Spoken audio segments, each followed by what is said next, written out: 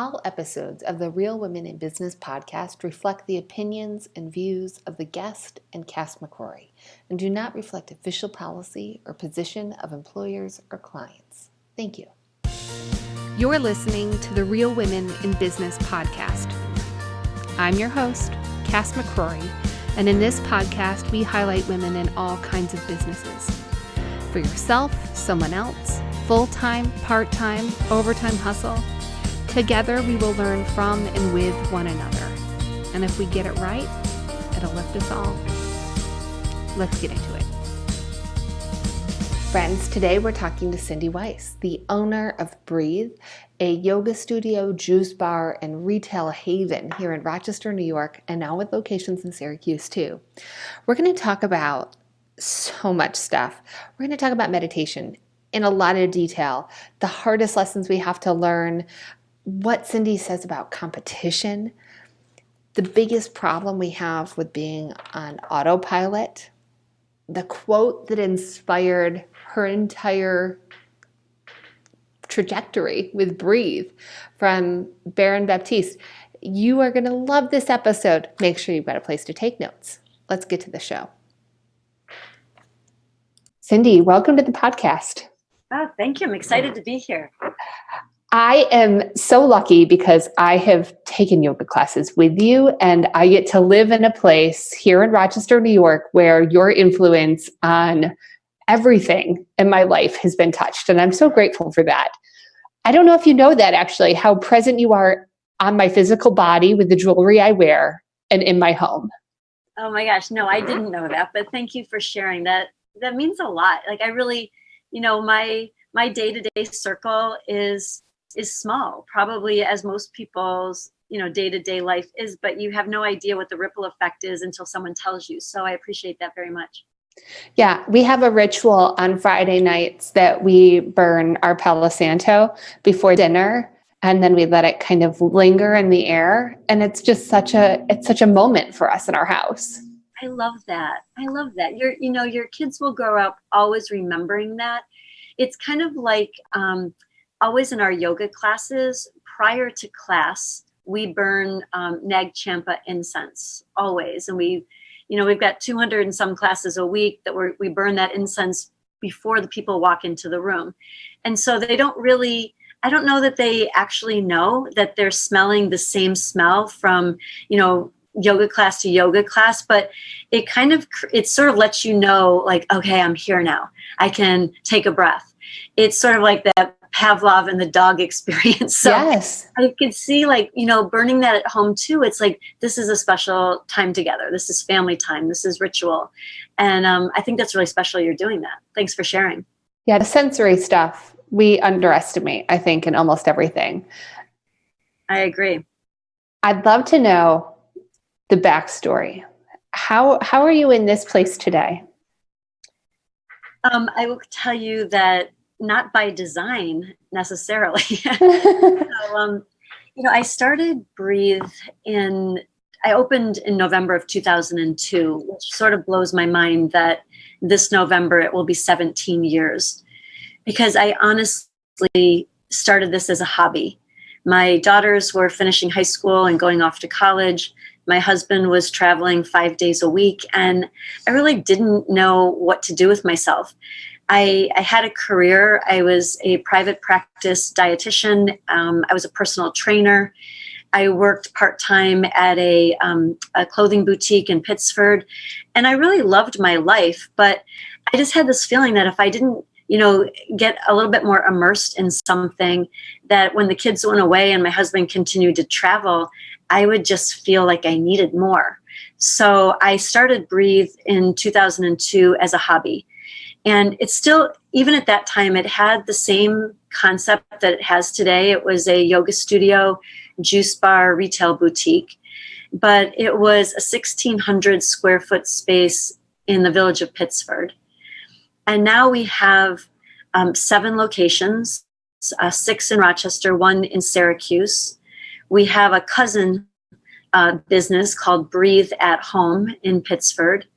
And that original studio that was 1,600 square feet, that yoga juice bar retail concept we now occupy 9,000 square feet in the building that we now own.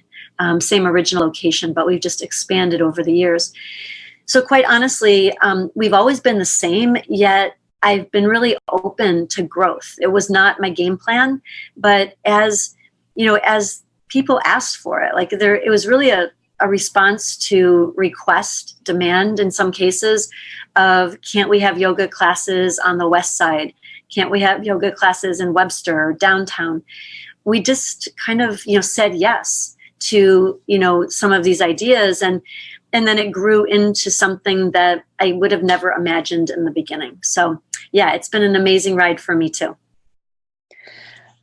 What about it do you still love as much as you did when it started as a hobby?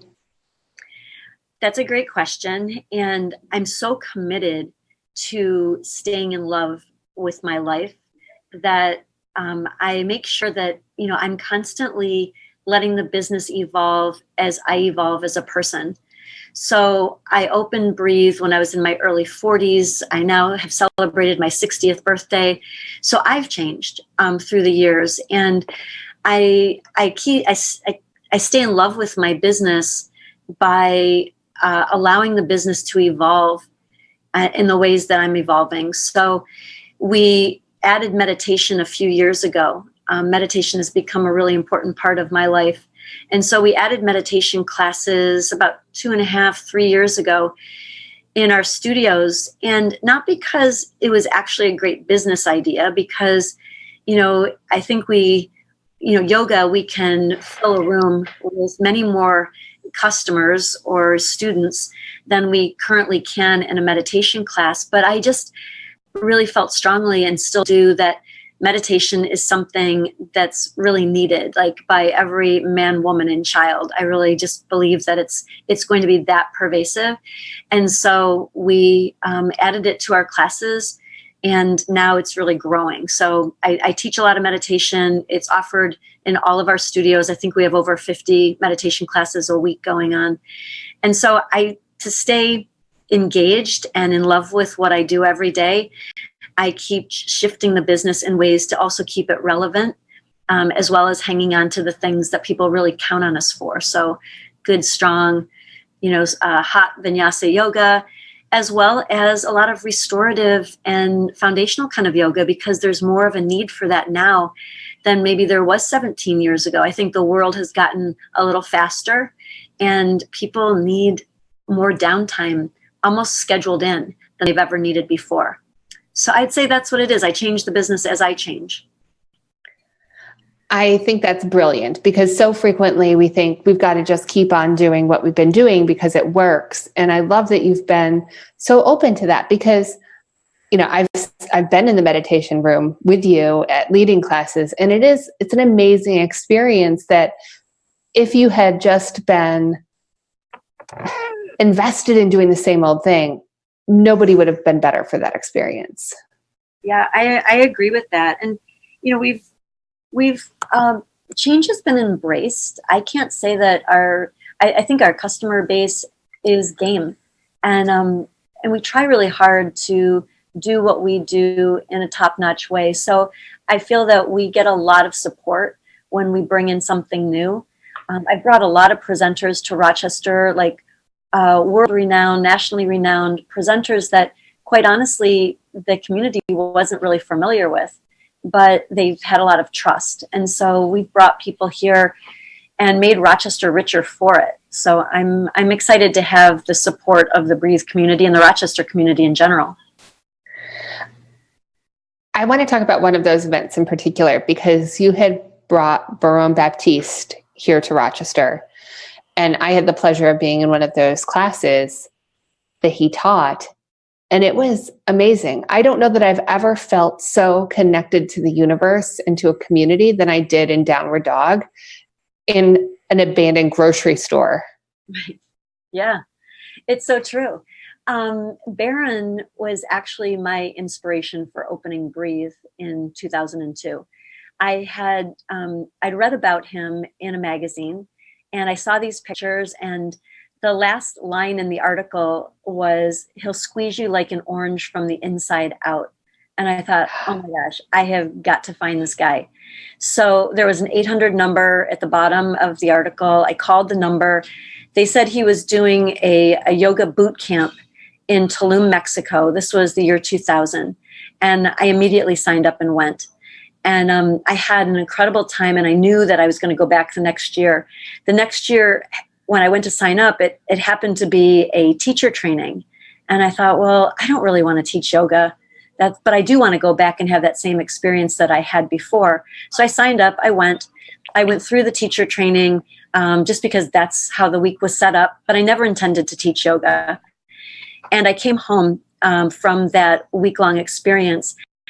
And the next day I was telling my husband about it. And I said, you know what? If I wanted to really pull all the things together that I love and that I've done in my career, I would open up a business that had a yoga studio, a retail boutique, and a juice bar. And he said, you should do that. And I'm like, oh, I don't have any idea how to do that. I don't know anything about starting a business.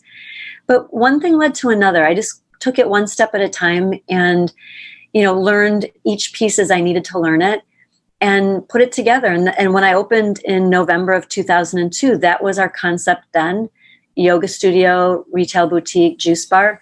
And that's still our concept now.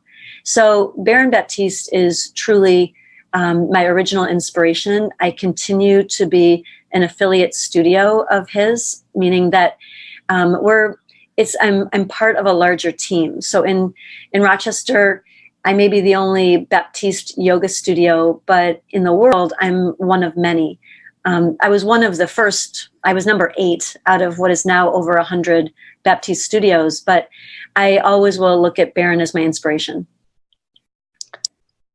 I want to talk about that more because you mentioned something about you're the only one in Rochester, but you've got a community outside of Rochester that supports you. Yes, and that's really important to me.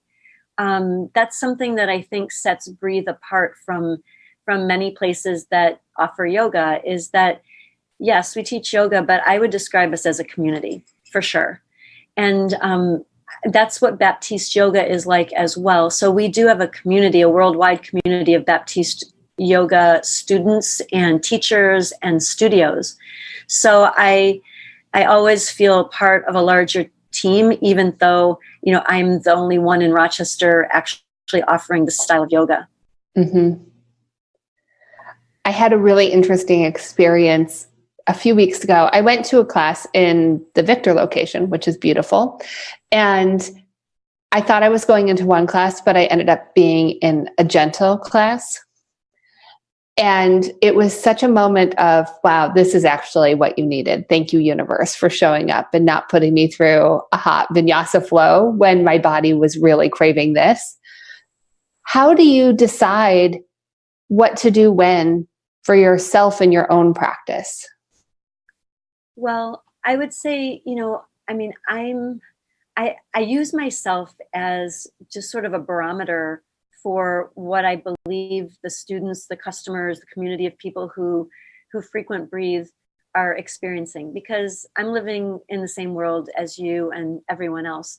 And I know that, 17 years ago when I opened Breathe, I think there was a greater emphasis on the physicality of yoga. So the Baptiste, the heated vinyasa, the challenging flow was something that I know I was practicing on a daily basis, and many people were doing that. Over this last almost 2 decades, the world has changed. And even though you may not have signed up for a gentle class because you're used to doing what you're used to doing, the fact that you actually experienced it and realized how much your body and mind craved it, you're also not alone in that. The world is, it's requiring us to not only have a strong physical practice to keep our bodies healthy, but to also have a mental practice, which is why meditation has grown to be a big part of our concept, but also the needed fundamental foundations yoga classes, the restorative yoga classes. We've added, we've almost doubled the number of those classes we have over the last few years. And it's because there's a need, there's a demand, and people are really showing up for those classes in a way to balance out the more physical practices.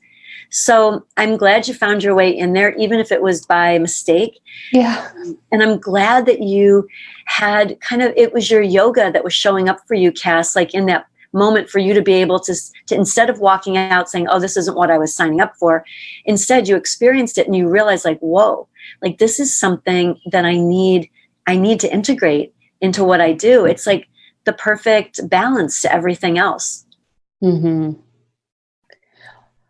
What would you say to somebody that has they felt like doing yoga or doing meditation, it's on their list of things that they should do? And I use should in quotes here. What would you say to somebody that's kind of in that position? Well, whenever I hear the word should, I remember a friend of mine, her name's Julia Butterfly Hill, and she visited Rochester, I don't know, a decade ago. And she said, we should all over ourselves. And I thought that was like the best line I'd ever heard. A lot, like we should all over ourselves. And we do, but the reality is that until something feels relevant, until it feels like it matters in your life, or you experience it and you have like an aha experience, until that happens, it just won't make it onto your radar. So I think when I first opened Breathe, I was so enthusiastic about everyone experiencing what I had experienced. And I just talked about it nonstop. And I couldn't understand when people didn't seem as enthusiastic as I was, like in those types of conversations. But I've learned that, we've just stood the test of time at Breathe, and we're here. And when people are ready, they'll come, and they do. But I don't feel the need to talk anyone into anything, force them.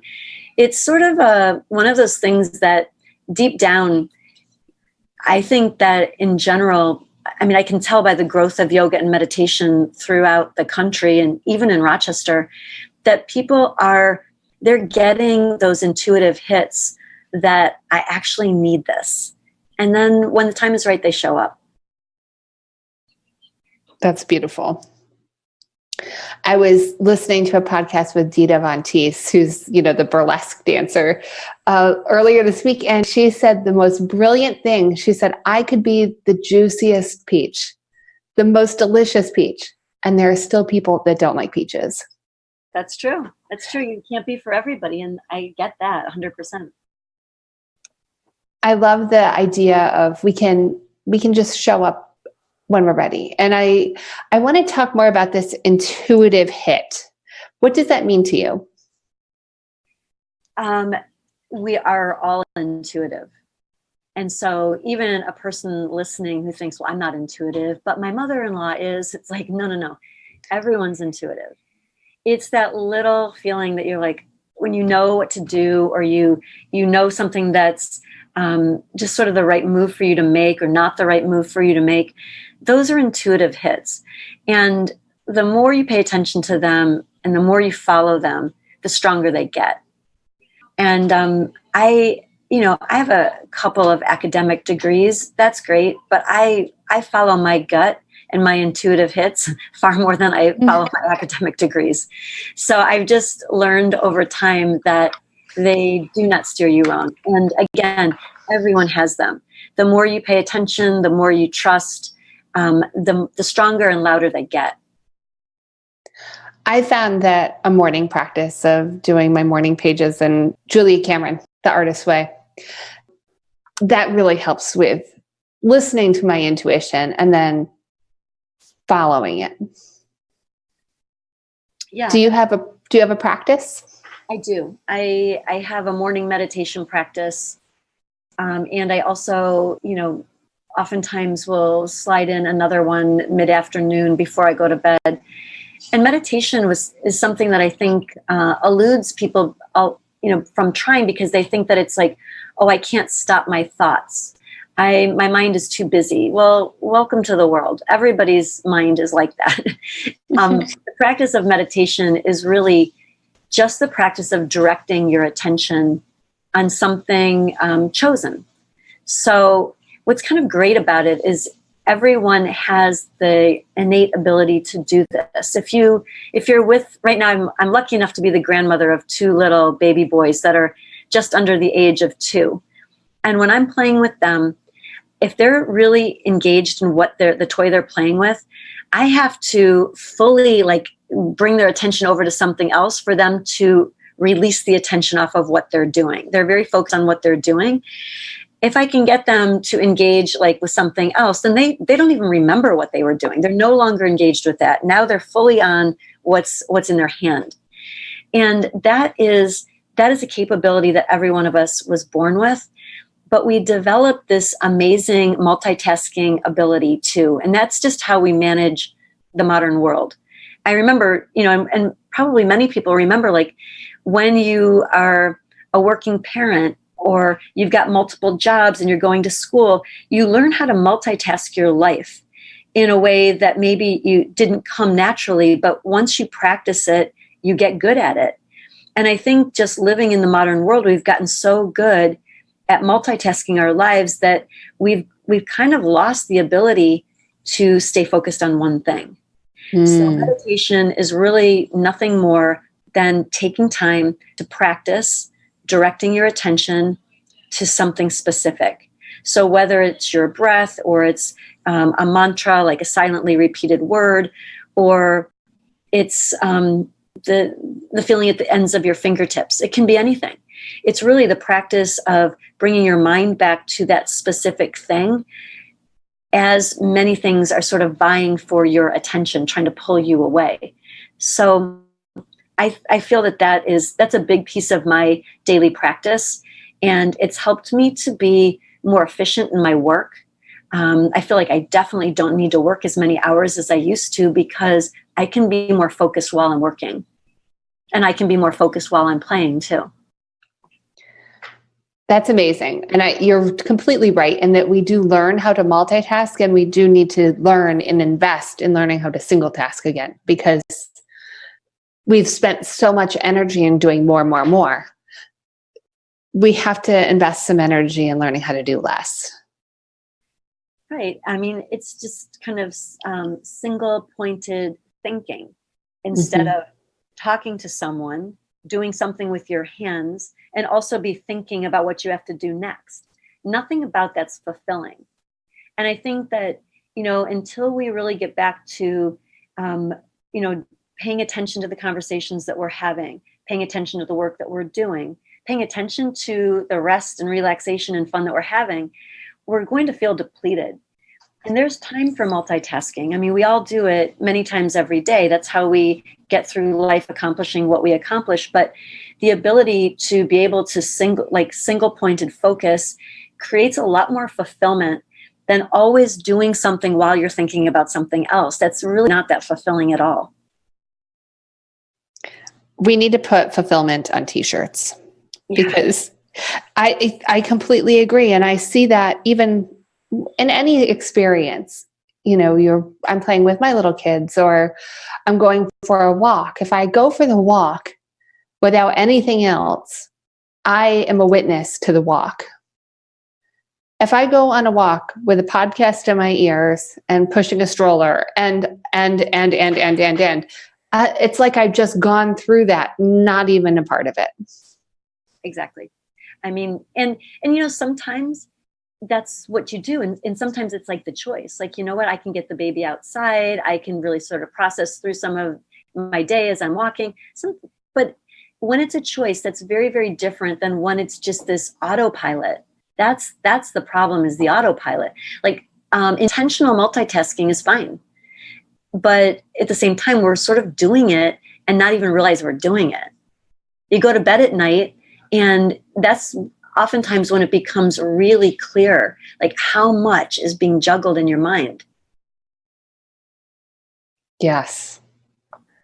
Yeah, because that is when the race starts in your own brain, if you've been juggling a lot. Right. What advice would you give somebody that's in that spot where they're laying down at night and then their brain starts to run? Well, I think one of the things that keeps people away from meditation is, first of all, they think that they are different from everyone else in that they can't do it. their mind's too busy, as if no one else's is, right? Their mind's too busy, so they can't do it. That's not true. But if you think back to being a child and your mom saying, you know what, just count sheep. Counting sheep is no different than counting breath. It's no different. It is meditation. So, even for the naysayers and, who have trouble, who have insomnia all night long, they probably buy into the idea of counting sheep, which counting sheep is no different than meditation. It's just putting your mind on something specific and trying to keep it there. And sometimes in meditation, there's a couple things there's actually only 3 things that can happen in meditation. One is that you can fall asleep. It happens. The second thing is that your mind will wander. That happens too. And the only other option is that your mind stays on this object of attention that you've chosen. So those 3 things are the only things that can happen in a meditation. And often they all happen, So I would say just, at night you could count your breath. You could count sheep. A mantra is a silently repeated word or a combination of words that you say in your own mind. And that's all there is to it. It's not that fancy of a practice. I think that's why it eludes so many people, because it's actually so simple that it's really hard. You had led a meditation once and you asked how your second toe was feeling and then how your third toe was feeling. Right. And I use that all of the time, especially with my kids when they're upset. And not physically hurt, but like just upset with a situation. It's like, oh yes, but how is this toe feeling? And that was such a delight in the meditative practice. What's so great about that, Cass, is I've never taught the same meditation class twice.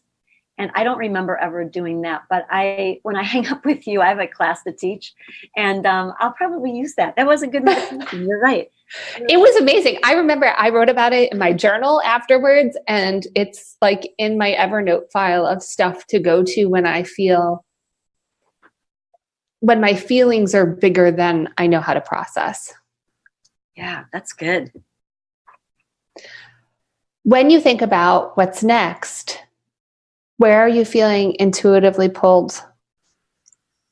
Well, the last 17 years, I have definitely grown Breathe organically. And I never really looked further than the headlights in front of me. And it's been fun, and I love the way it's evolved, and it's kept me super fulfilled and on the edge of my own seat in a way. I've stayed very engaged in my life.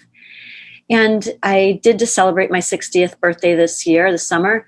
And so I'm not writing the end of the story in any way, but I do want to, I'm sort of looking at like my next 3 years and just making some choices around things that I want to make sure that I accomplish with Breathe. And so I think that's kind of the biggest direction for me at the moment is I'm actually choosing a direction where I can say prior to that, I've been really just open to what direction the business seemed to be, like morphing into. I've always had I know when to say no to something, but I'm pretty good at saying yes. And I think, in this next phase of the business, I'm probably looking maybe not so broadly, but a little bit more directedly at just going deeper with the roots that we already have. Nice.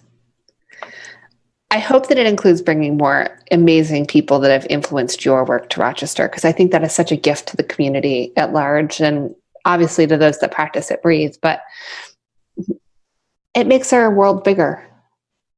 I agree. And I can tell you that, originally when I would reach out to some of these international and national presenters and ask them to come to Rochester, we know that Rochester is an amazing city. It's not on the first, it's not in that list of top largest cities to go to. So it's kind of like, below that in terms of where it makes it on some of these presenters' travel lists. Right. In the world of yoga, by them coming to Rochester, I have heard repeatedly over and over again that it's one of their favorite places to visit. So Baron Baptiste has been here 4 or 5 times. Sean Korn 4 or 5 times.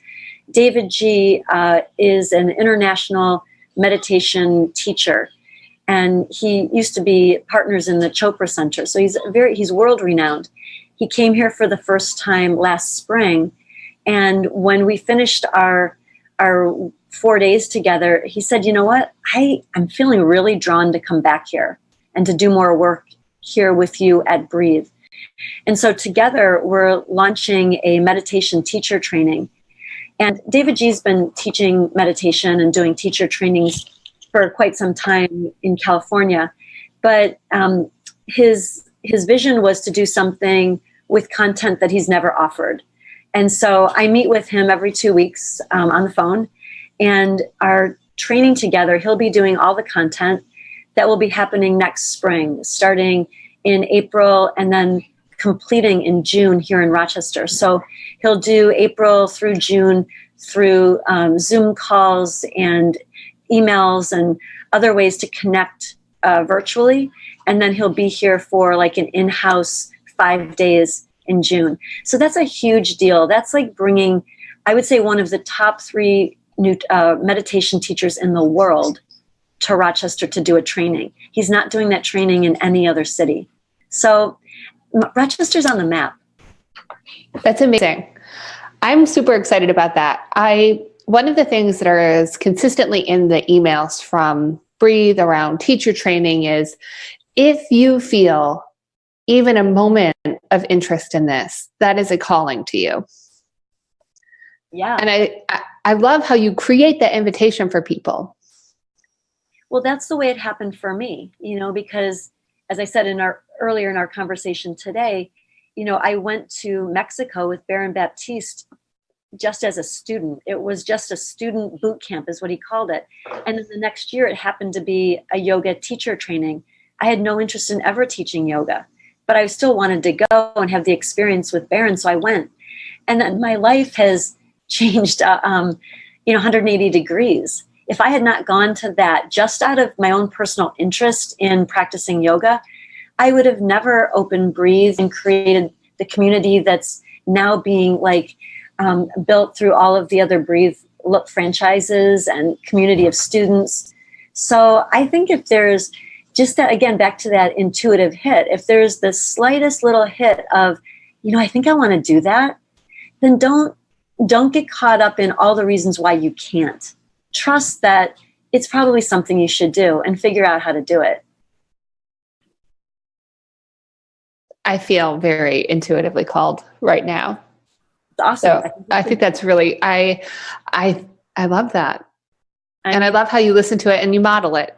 Yeah. I mean, there's that saying, like, if not now, when? Yeah, definitely. If you were to give some advice to yourself 17 years ago, what would you say? Oh, even the hardest lessons I learned, I don't regret at all. The hardest lessons I learned were not in the areas I expected. So my background, like I mentioned, was I was a dietitian. I had a degree in mental health counseling. I was a personal trainer, but I had no background in business for sure. So I think that, that's where I thought that the biggest growth would be, is learning all these business terms and processes that people with business degrees know. So that's what I would have thought where my deficiency would be and where my greatest learning would be. But I think my greatest learning really came on a more personal level. And that is that I can't take things so personally. I would say in the first few years, I probably got my heart hurt a few times, whether it be from a yoga teacher that was teaching for me who decided to go off and open their own yoga studio around the corner. Like, that would be a hurt to my heart. or an employee that, would decide one day they're just not coming in and never show up again. I mean, those things have happened. They are very minute compared to all the great, amazing things that have happened with my teachers and my employees. But there's something about those unexpected heart hurts that feel really big. And it took me several of those incidences before I realized that nobody's doing anything to me. It's not personal. Everyone's just living their life. And everyone's being called to do whatever they're being called to do. And sometimes, sometimes I may be in the crossfire of that, but it wasn't directed at me. And once I learned that and let go of that, I have to say people say to me like, oh, who's your competition in Rochester? I'm like, I don't have any competition in Rochester because I'm not competing with anyone. I'm just doing my thing to the very best of my own ability every day, all the time. And people are popping up around me and it's great. I really grew so much from those early experiences of feeling that I clearly don't have, like, there's no charge anymore. I just don't even feel it. So I feel that was probably one of my biggest growth evolutions that I've had over the last 17 years. Do you feel like you're still learning, or do you feel like you've gotten to a place of mastery there? In that particular area? Yeah. I mean, you never know what you don't know. Right. There's something today that feels like that. I don't know. But I do know that I have, like, it's just, at first it would take me out. And then when I was practicing sort of a new kind of approach to acceptance around those sort of incidences, I had to really intentionally practice that. And now it's more a way of being. I can't say that something couldn't happen where I would feel that, but it's not as, it's really just not charged the way it was. So I feel I'm evolving every day, but I've grown a lot from that, for sure, in that area. I think, I asked that question because sometimes I think we assume that we're going to experience something and we'll have a rational moment of understanding about it. And then we just move forward, and then we're surprised when we're sidelined by it again. And I'm delighted to hear that you had practice of that. Like, yeah, you had to really focus on it with some intention and get really clear about how you processed it so that you got to a place where this isn't something that trips me up anymore. Right. And it's not like it only happened once or twice. Like, those kind of things have happened so many times. And, there's that saying, like, you get tapped on the shoulder and then you get clobbered over the head. Yes. So I think I got tapped on the shoulder a lot, kind of like tapped on the shoulder, punched in the arm, and then eventually clobbered over the head. And that's kind of the whole stress piece, which in some ways was one of my greatest gifts. So because I've really loved what I've been doing since I opened Breathe, it was about maybe 7 or 8 years ago, I got physically very sick with something that my doctors couldn't identify. I was going to lots of doctors. No one could figure it out. It was pretty profound. And I had this little voice inside me saying, you just need to meditate. Because what I was really handling, or so I thought, all of these sort of, these things that happen unexpectedly that sort of take you out for a minute. And even though I said I've grown through those things and I don't respond as dramatically as I used to, those things were still probably pinging at me. And when people, like the practitioners that I would go see, doctor after doctor, they'd ask me about stress, and I'd say, like, it's not stress. Like, I love my life. But what I realized was it was stress. And even though I really was loving all things that I was doing, it was still a lot to manage. And it really was, that's what led me to meditation. I mean, I had toyed with meditation previously, but it never really stuck. And this time I had gotten so sick that and they couldn't find anything in the tests that they ran. Nothing was wrong, but something was clearly wrong. So I just started meditating almost instinctively. And everything, all of those things, all those physical symptoms that I had went away in a relatively short time, like just gone. Wow. And I realized like what it was. And it really, so meditation for me is not, it's not something I'm doing because it's becoming trendy. It's a major piece of my self-care. And that's why I feel so passionate teaching meditation. And I feel so privileged to bring David G. and to do this meditation teacher training in Rochester. I mean, we started teaching meditation at Breathe a little over 2 years ago. And I was teaching a lot of the classes myself because it wasn't on paper the smartest business idea. I could fill a yoga room, but in meditation, sometimes I was teaching 1 or 2 people. But I stuck with it because it had had such a profound effect on my life that I just wasn't going to give up. So now, like I said, we have over 50 meditation classes a week going on throughout our Breathe studios. And, in my classes, I've usually got between 10 and 15, 18 people, which is amazing. It's amazing. And I truly believe that there will come a time where the meditation classes dwarf the yoga classes, because the physical yoga practice is amazing and it resonates with lots and lots of people. But meditation is going to be something that's needed by everybody, like everybody, children, Yes. adults, everyone. So I'm really committed to it. And I think the more teachers that we have teaching meditation, the more people we have practicing, it's just it'll grow the same way yoga did. I remember when I first opened in 2002, there would be times where I'd have 2 people in yoga class or a no-show. That's where our meditation classes started, and they're growing, and they will continue to grow. I'm sure of it. I'm sure of it too. They're brilliant classes, and I'm super grateful that you've brought that along with us. I think when we think about how things evolve, there is a piece of that is giving permission for what you want to create to exist. And that's a bold move, especially when you don't know what it looks like in a business. Exactly. What tactical thing are you doing these weeks that's bringing you great joy? Well, in addition to meditation, obviously, because I'm sure that's a big part of it. Yeah, it is. I enjoy sharing that.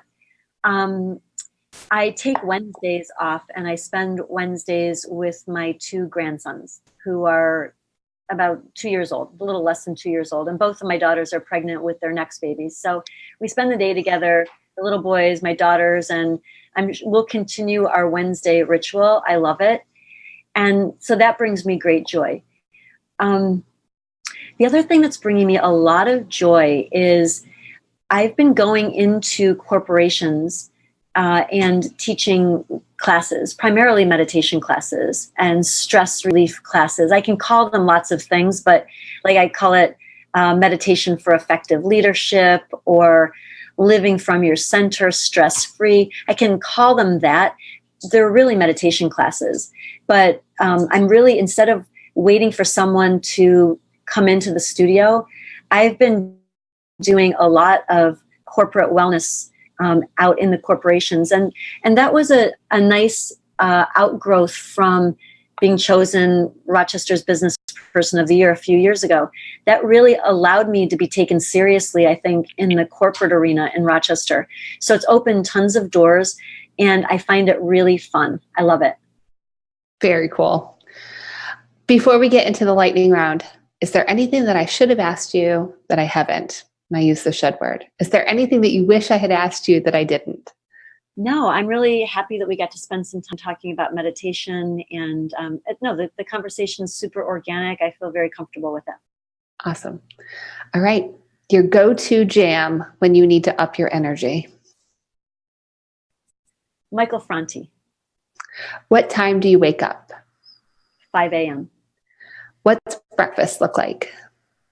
An acai bowl with house-made cashew milk, chia seeds, maca powder, and some sort of fruit on top with my granola. Nice. What is your favorite ritual?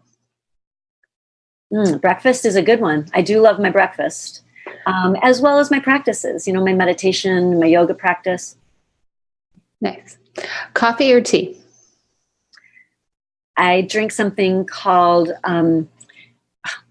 it's called Breathe's Bullseye. It's like our version of bulletproof coffee. So it's cold brew with MCT oil and a pat of grass-fed butter frothed. Nice. Love it. Are you a morning person or a night owl? 100% morning person. What is a book you've given the most? De-Stressify by David G. How can someone help you feel appreciated? By telling me that something that I've offered them has made a difference in their life. Awesome. Where can people find you online? Facebook is Breathe Yoga. Instagram is Live Life Inspired. And they can always find me through the Breathe website at Cyndi@breatheyoga.com. Awesome. Cyndi, thank you so much